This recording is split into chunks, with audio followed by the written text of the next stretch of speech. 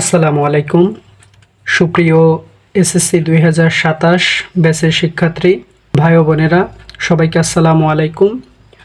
আজকে আমরা পদার্থবিজ্ঞান বইয়ের চতুর্থ অধ্যায় কাজ ক্ষমতা ও শক্তি অধ্যায়ের একটা গুরুত্বপূর্ণ সৃজনশীল প্রশ্নের সমাধান করব ইনশাল্লাহ। প্রশ্নটি ঢাকা বোর্ড 2025 সালে আমাদের এই পরীক্ষায় এসেছে। এই প্রশ্ন সমাধান করার মাধ্যমে আমরা বেসিক সহ আরও অনেকগুলো প্রশ্নের সমাধান করতে পারবো ইনশাআল্লাহ। তো দেরি না করে আমরা দেখো স্ক্রিনে একটা ছবি দেওয়া হচ্ছে যেটা 2025 সালে এই অধ্যায় থেকে এই প্রশ্নটা এসেছে। যাদের কাছে গাইড আছে গাইডেও তোমরা প্রশ্নটি পেতে পারো। আমরা এখানে স্ক্রিনে দিচ্ছি এবং আমরা গ এবং ঘ নাম্বারের সমাধান করব ইনশাআল্লাহ। তো আমরা গ নাম্বারের সমাধান করি। গ নাম্বারের প্রশ্নে দেখা যাচ্ছে বলতেছে উদ্দীপকে উল্লেখিত বস্তুটি কত সময় পর ভূমি স্পর্শ করবে। আচ্ছা, আমরা যদি উদ্দীপকের চিত্রটা একটু আঁকিয়ে নিই প্রশ্নের সমাধানের জন্য, তাহলে দেখি এরা প্রশ্নে আছে। এরকম একটা চিত্র আমাদের আছে যেখানে এই যে বস্তুটা তার ওজন দেওয়া আছে 10 কেজি, যেটা পি বস্তু। এখানে অবস্থান যথাক্রমে কিউ, এখানে অবস্থান যথাক্রমে আর, এখানে এস এবং এখানে টি এবং ভূমিতে 0।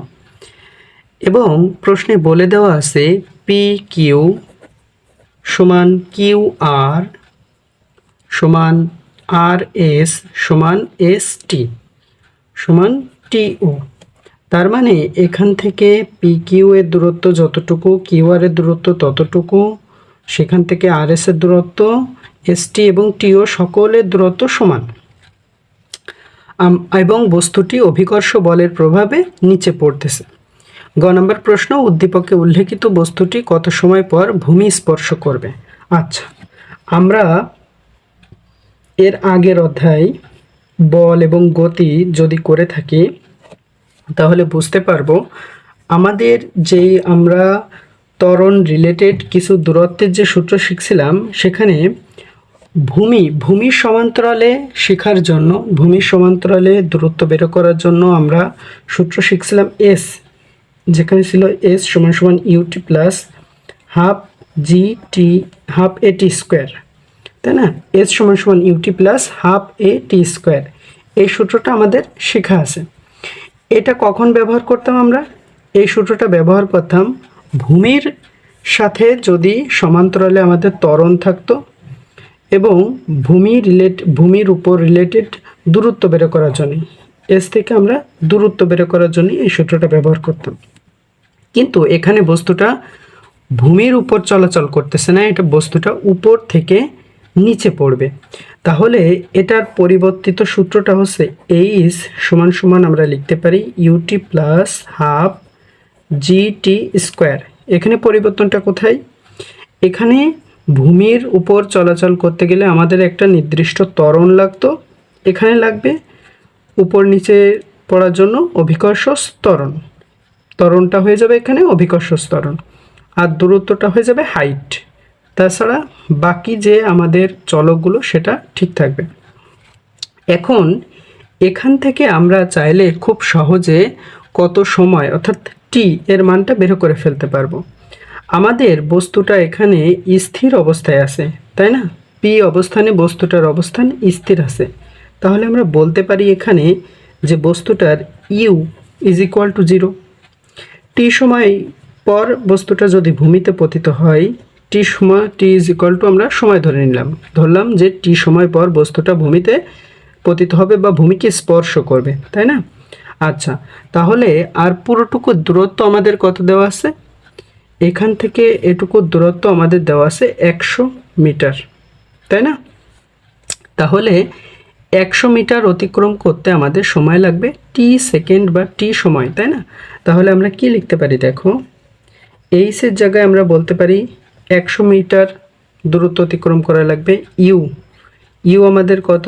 ইউ আমাদের 0 ইন্টু টি প্লাস, আচ্ছা, আমরা আরেকটা লিখে রাখি, অভিকর্ষ ত্বরণ 9.8, এটা আমাদের জানামান, এটা আমাদের কি জানামান, তাই না? তাহলে আমরা লিখতে পারি হাফ ইন্টু জি এর মান কত, 9.8 টি স্কোয়ার।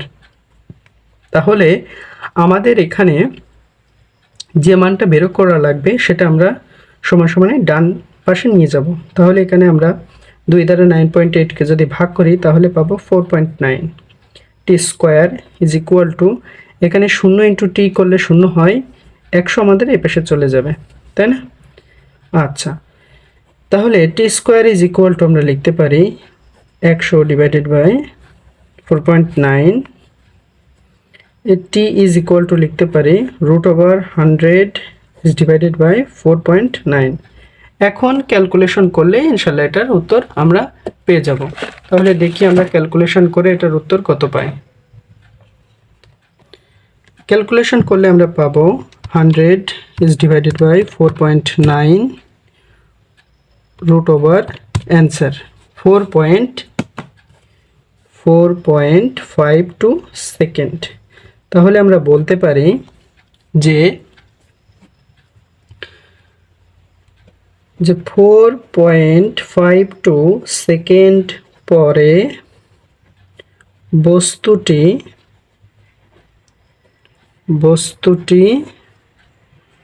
ভূমি স্পর্শ করবে, বস্তুটি ভূমি স্পর্শ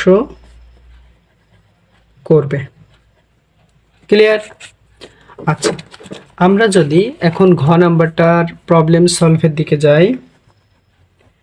ঘ নাম্বারটা বলেছে যে আর এবং টি বিন্দুতে শক্তির সংরক্ষণশীলতা পরিলক্ষিত হয় কি? গাণিতিক বিশ্লেষণের সাহায্যে তোমার মতামত দাও। আচ্ছা, এই অঙ্কটা আমরা একটু অন্যরকমভাবে করব ইনশাআল্লাহ, কারণ গতানুগতিকের একটু বাইরে গিয়ে আমি অঙ্কটা করব। তোমরা যদি প্রথম থেকে শেষ পর্যন্ত দেখে থাকো তাহলে ইনশাআল্লাহ এই নিয়মের আরও যে যতগুলো অঙ্ক আসবে তোমরা অবশ্যই পারবা। আচ্ছা, তাহলে আমরা গতে তো চিত্র অঙ্কন করেছি, ঘতে আমরা নতুন করে চিত্র অঙ্কন করলেও পারবো, না করলেও পারবো। তারপরে আমি সুবিধার জন্য, তোমাদের সুবিধার জন্য আমরা একটু চিত্র অঙ্কন করে দিই। এটা আমাদের ছিল 10 কেজি ভরের একটা বস্তু, যেখান থেকে এই যে এখানে ছিল পি, এটা আমাদের ছিল কিউ, এটা আমাদের এস, এটা আমাদের আর ছিল, এটা আমাদের এস, এটা আমাদের টি, এটা ও বিন্দু, তাই না? পুরোটুকুর দূরত্ব ছিল আমাদের 100 মিটার এবং একটা শর্ত দেওয়া ছিল যে পি কিউ, কিউ আর, আর এস এবং এস টি, টিও সবাই সমান, তাই না? এবং আমাদের বের করতে বলেছে যে এই আর এবং টি বিন্দুতে বস্তুর শক্তির সংরক্ষণশীলতা পরিলক্ষিত হয় কি না। আচ্ছা, আমরা একটু বেসিক দেখি যে শক্তির সংরক্ষণশীলতা বলতে কী বোঝায়। একটা নির্দিষ্ট বিন্দুতে শক্তির সংরক্ষণশীলতা বলতে বোঝায় সেখানকার গতিশক্তি এবং বিভব শক্তি সমান সমান আমরা কি বলতে পারি, মোট শক্তি সমান গতিশক্তি বিভব শক্তি, তাই না? মোট শক্তি সমান আমরা কি বলতে পারি, গতিশক্তি প্লাস বিভব শক্তি। একটা নির্দিষ্ট বিন্দুতে মোট শক্তি আরও একটা নির্দিষ্ট বিন্দুতে যদি মোট শক্তি সমান হয় তাহলেই আমরা বলতে পারবো যে সেখানে শক্তির সংরক্ষণশীলতা পরিলক্ষিত হয়। তাহলে এখানে আমরা যদি আর পয়েন্টের মোট শক্তি ই আর এবং টি পয়েন্টের মোট শক্তি ই টি দ্বারা সূচিত করি, তাহলে আমরা আর পয়েন্টের মোট শক্তি ই কে প্লাস ইপি এবং টি পয়েন্টের মোট শক্তি ই কে প্লাস ইপি দ্বারা সূচিত করতে পারি। ই কে সমান গতিশক্তি, ইপি সমান বিভব শক্তি, তাই না? আচ্ছা, তাইলে আমরা এখন এই আর বিন্দুতে বা আর পয়েন্টে মোট শক্তি এবং টি পয়েন্টে মোট শক্তি নির্ণয় করব। টি পয়েন্টের মোট শক্তি আর আর পয়েন্টের মোট শক্তি যদি সমান হয় তাহলেই বলতে পারবো যে এখানে শক্তির সংরক্ষণশীলতা নীতি পরিলক্ষিত হয়েছে। তাহলে সমাধানের জন্য আমরা লিখি যে আর বিন্দুতে মোট শক্তির পরিমাণ, আর বিন্দুতে মোট শক্তির পরিমাণ ই আর সমান সমান ই কে আর প্লাস ই পি আর। এটার মানে কি? এটার মানে হলো আর বিন্দুতে মোট শক্তির পরিমাণ ই আর, ঠিক আছে? আর ই কে আর দ্বারা বোঝাচ্ছে আর বিন্দুতে গতিশক্তি, আর ই পি আর দ্বারা বোঝাচ্ছে আর বিন্দুতে বিভব শক্তি, ঠিক আছে? এইখানে আমাদের একটু ভালোভাবে বেসিকটা বোঝা লাগবে। হ্যাঁ, এখানে আমি সুন্দর করে ইনশাল্লাহ চেষ্টা করব ভালোভাবে বুঝিয়ে দেওয়ার। আমরা মনে রাখবো দুটো বিষয় গতিশক্তির ক্ষেত্রে। এটাকে আমরা 1 নম্বর নাম দিই, 1 নম্বর সমীকরণ ধরি। হ্যাঁ, গতিশক্তির ক্ষেত্রে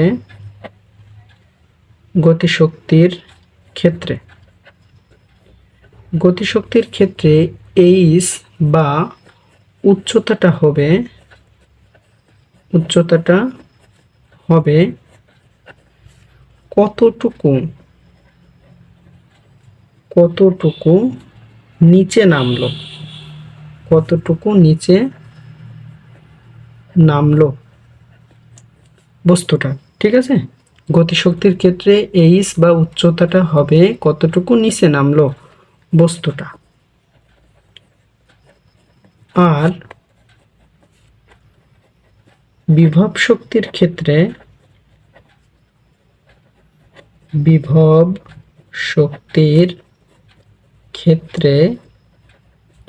এইচ বা উচ্চতা হবে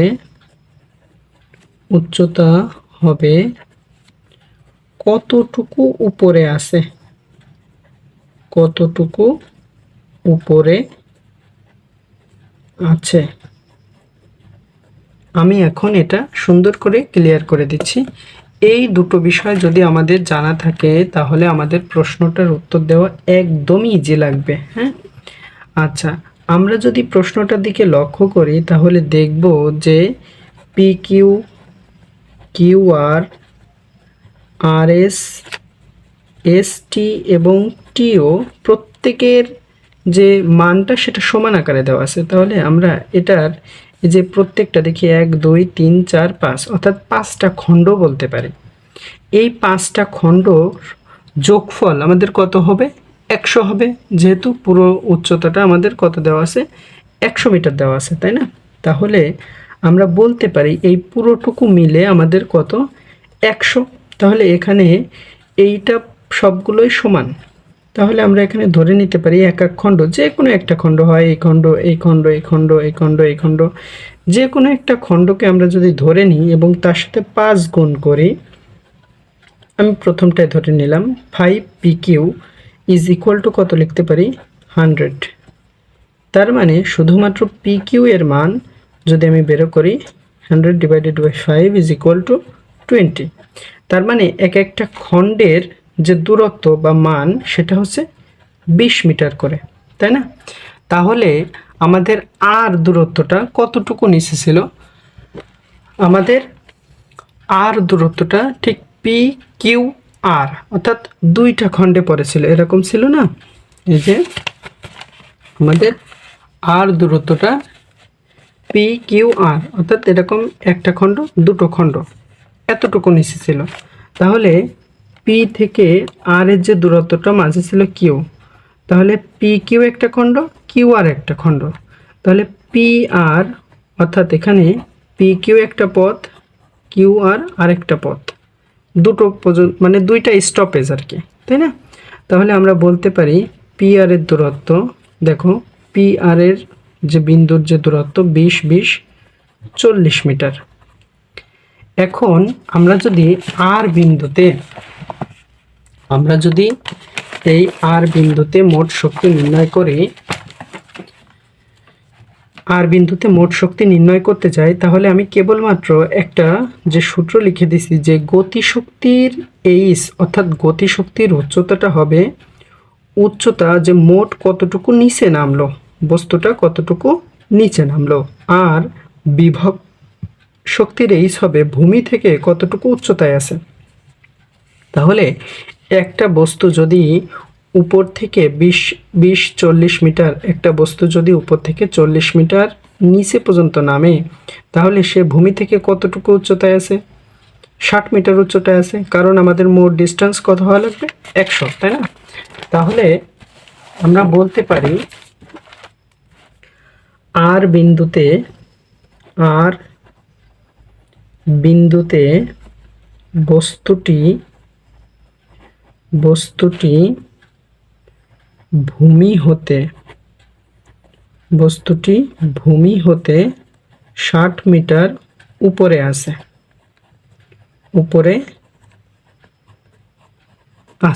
এটা আমরা বলতে পারি।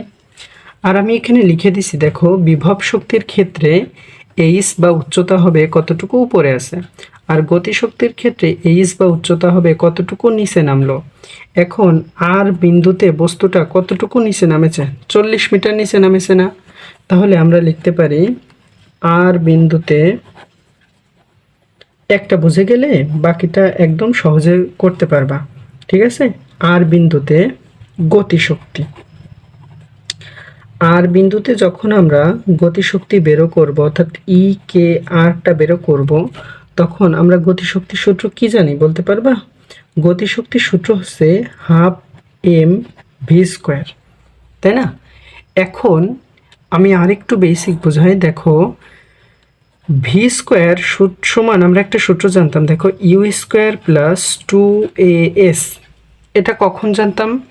এটা যখন ভূমির সমতলে যখন বস্তুটা চলাচল করত, কিন্তু বস্তুটা যখন উপর নিচ চলাচল করবে, তখন আমরা লিখতে পারি v² সমান u² + 2gh, এই এটা অভিকর্ষ ত্বরণে কনভার্ট হবে, এসটা এইচে কনভার্ট হবে, ঠিক আছে? এখন আমরা দেখি v² সমান ইউ, আদিতে বস্তুটা কেমন ছিল? স্থির, তাহলে ইউ এর মান 0 + 2gh, এখানে আমরা মান বসাবো না, ঠিক আছে? মান না বসিয়ে এখানে আমরা এভাবে লিখে দেব যে v² সমান 2gh। এখন আমরা এই যে গতিশক্তির যে উচ্চতাটা পাবো সেটা বলেছি যে কতটুকু নিচে নামলো, তাই না? এখানে আমরা v² এর মানটা বসিয়ে দেই, তাহলে 12m, v² এর মান কি বসায় দিতে পারি? 2gh, এখান থেকে দেখো 2 কেটে গেলে থাকে mgh, ঠিক আছে?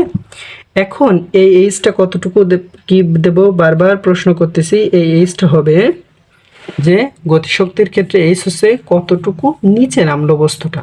তাহলে এখন আমাকে বলো তো বস্তুটা কতটুকু নিচে নামছিল? পি থেকে দেখো কিউ এরকম ছিল, পি থেকে কিউ থেকে আর, অর্থাৎ 20-20-40 মিটার নিচে নামছিল। তাহলে আমরা এখানে বসিয়ে দিই, বস্তুটার যে ওজন সেটা ছিল 10 কেজি ইন্টু 9.8, এবং উপর থেকে কতটুকু নিচে নামেছে? 40 মিটার। তাহলে আমরা এখন গুণ করে দেখি, 10 × 9.8 × 40, 3920, গতিশক্তির একক কি? জুল, ঠিক আছে? আচ্ছা, এখন আমরা আর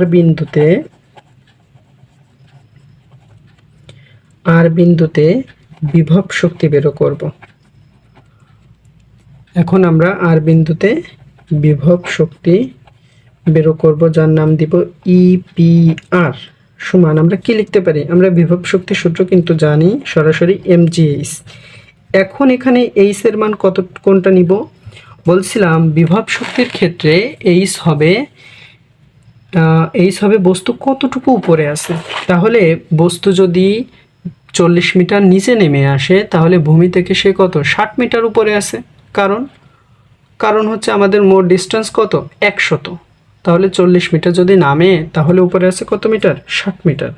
তাহলে দেখি আমরা এখানে মানগুলো বসিয়ে দিই। এম এর মান 10, জি এর মান 9.8, এইচ এর মান 60। এখানে চাইলে তুমি এম জি এগুলোর ভ্যালু বসিয়ে রাখতে পারো, ঠিক আছে। এইচ এর মান 60 মিটার। আচ্ছা, তাহলে আমরা এটা ক্যালকুলেশন করি। 60 ইন্টু 9.8 ইন্টু 10, এখানে আমরা পাচ্ছি 5880 জুল। গতি বিভব শক্তির এককও কি জুল। এখন আমরা বলতে পারি এক হতে পায় অন ইমপ্লাইজ। দেখো অন ইমপ্লাইজ মানে আমরা লিখে রাখছিলাম না ই আর, অর্থাৎ আর বিন্দুতে মোট শক্তি ছিল ই কে আর প্লাস ই পি আর, ছিল না? এটা আমাদের ছিল, তাই না? এখন আমরা যদি মানটা বসিয়ে দেই, গতিশক্তির মান কত পাইছি আমরা 3920 এবং ইপিআর এর মান কত পাইছি 5880 জুল। আচ্ছা, আমরা যদি যোগ করি তাহলে এটা আমরা পাবো 9800 জুল। এবং এটাই হচ্ছে আর বিন্দুতে মোট শক্তি। এখন আমাদের দেখতে হবে টি বিন্দুতেও মোট শক্তি এটা হয় কিনা, ঠিক আছে। আমাদের দেখতে হবে টি বিন্দুতেও মোট শক্তি এটা হয় কিনা। এটা কিন্তু আমরা খুব সহজেই পারবো ইনশাল্লাহ। টি বিন্দুতে মোট শক্তি, তাহলে এখানে আমরা কি লিখতে পারি, ইটি ইজ ইকুয়াল টু কি লিখতে পারি, ই কে টি প্লাস ইপি টি, এটা লিখতে পারি। এখন কিন্তু আমরা খুব সহজে এই মানটা বের করে ফেলতে পারবো। তাহলে ই কে টি ইজ ইকুয়াল টু কি লিখতে পারি, এটা মানে কি বোঝাবে যে টি বিন্দুতে গতিশক্তি, তাই না? তোমরা চাইলে উপরে লিখে নিতে পারো। তাহলে হাফ এম ভি স্কোয়ার, এখানে আমরা ভি স্কোয়ার সমান আগের সূত্র ব্যবহার করতে পারি ইউ স্কোয়ার প্লাস 2gh, যেখানে কি আমাদের আদি বেগটা 0, তাহলে কি পড়ে থাকবে শুধু 2gh। তাহলে আমরা এখানে বসিয়ে দিই হাফ এম ভি স্কোয়ারের মান কি পাইছি 2gh, 2 কাটা, তাহলে কি পাবো mgh, যেখানে h হবে কতটুকু নিচে নামলো। তাহলে আমরা দেখি আমাদের ছিল P Q R S T, অর্থাৎ এ একটা খণ্ড ছিল, এ একটা খণ্ড ছিল, এ একটা খণ্ড ছিল, এ একটা খণ্ড ছিল, 4টা খণ্ড। তাহলে কতটুকু নিচে নামলো, কতটুকু নিচে নামলো বলো তো?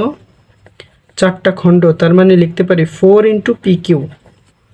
একটা খণ্ডের দূরত্ব ছিল 20, তাহলে 80 মিটার বস্তুটা নিচে নেমে গিয়েছে, তাই না? তাহলে 10 গুণ 9.8 ইন্টু 80, তাহলে কত পাই 10 গুণ 9.8 ইন্টু 80, 7840 জুল, তাই না?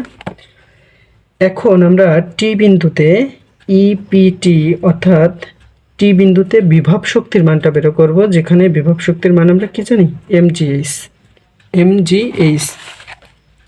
আমরা সরাসরি বসিয়ে দেই। এম এর মান কত আমরা জানি 10 ইন্টু 9.8। এখন বলো তো এইচ এর মান কত হবে? বিভব শক্তির ক্ষেত্রে বলছিলাম এইচ হবে কতটুকু উপরে আছে। তাহলে বস্তুটা যদি 80 মিটার নিচে পর্যন্ত নেমে আসে তাহলে সে ভূমি থেকে আর মাত্র 20 মিটার উপরে আছে। বিভব শক্তি এবং গতিশক্তির এই উচ্চতাটা খুব ভালোভাবে বুঝতে পারলে এই শক্তির সংরক্ষণশীলতা একদম পানি ভাত হয়ে যাবে, ঠিক আছে। 20 গুণ 9.8 ইন্টু 10, তাহলে আমরা এখানে পাবো 1960 জুল।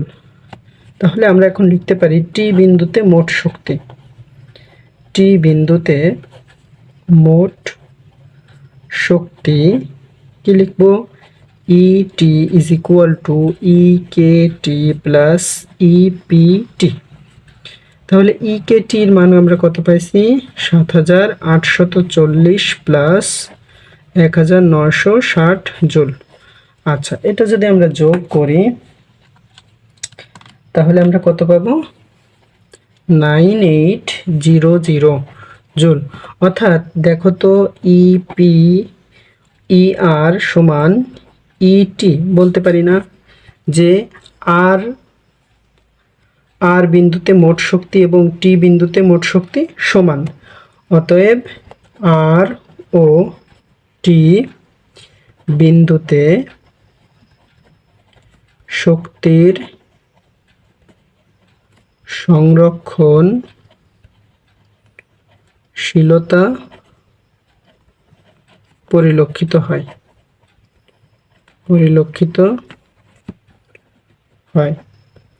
তোমাদের যদি ক্লাসটি ভালো লেগে থাকে তাহলে অবশ্যই বন্ধুদের মাঝে শেয়ার করবে এবং পরবর্তীতে এরকম ধরে ধরে সৃজনশীল প্রশ্নের সমাধান পেতে চাইলে কমেন্ট করবে এবং কোন অধ্যায় বেশি সমস্যা লাগে সেটাও কমেন্টে জানাবে। সবাইকে আসসালামু আলাইকুম। সবাই অনেক ভালো থাকবে।